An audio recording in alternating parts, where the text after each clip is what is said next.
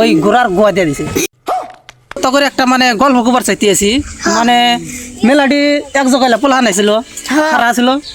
তো তখন শয়তান আইছে, কয় মেলাডি চ্যাংরা পোলাহান তাহলে করে বয় খিলেই বুঝছা। তো শয়তান আইসে আইসে মানে ঘোড়ার রূপ নিছে আর কি, যখন ডর দিয়ে হবো আর কি। ইয়ার মধ্যে পোলাহানে তো কম যাইরা না, তো পোলাহানে কয় যে চলো এই যে সুন্দর একটা ঘোড়া, তাহলে ঘোড়ার পিঠে চড়ি ব্যক্তি মিলে, মানে 10-12 জন পোলাহান আছে। তারপরে কি ছিল? তারপরে মানে কয় একজন কয় যে কিরে আমরা আছি 10-12 জন মানুষ, ঘোড়ার পিঠে চড়া হলে হয়তো 5 থেকে 6 জন জোর জুলুম মানে চেপে চেপে বসাহাম, তাহলে তো এই ঘোড়ার মধ্যে তো এই যে 10-12 জন মানুষ আসবো না, তার মধ্যে একজন আছে মানে অল্প চালাক। ইয়া ফির আবার কইছে যে রাহি স্বামী বুদ্ধি করতেছি, তোরা ভোট 2-1 তা আবার একটা মোড়া একটা নাড়ি নিয়ে এসে নাড়ি আই নেহরা ওই ঘোড়ার গোয়া দিয়ে দিছে।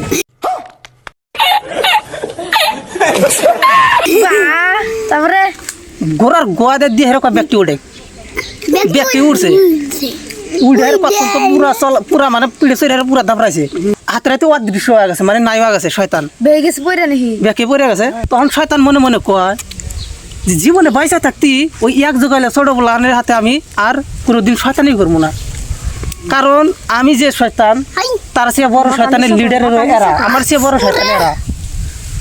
তো আমি সবারই একটা কথা খবর চাই যে তোমরা চ্যাংরা বলার হাতে কোনো সময় বান্দরামি করো না বা শয়তানি করো না, তোমার চ্যাংরা বলাহান ডাবল শয়তান। কিছু কিছু চাচারা আছে, গ্রামের চাচারা আছে, এই চ্যাংরা পোলাহানের নামে হাইরে বদনাম করে, মানে এখানে মিটিংয়ে বললো না মানে এর নামে এই পোলাহানে বা এই পোলাহানে বা মানে বহুত কথা কয়, মানে তা করে কবার চাই যে চাচা তোমরা এই উল্টা উল্টা কথা কো না, যদি আঙ্গুর চ্যাংরা পোলাহান যদি তোমার পাশ লাগে তাহলে কিন্তু এই যে কাহিনীটা যে করলাম ঠিক এরকমই হবো। তো গল্পটা কিরম লাগলো, যদি ভালো লাগে লাইক কমেন্ট শেয়ার করে দিব। লাইক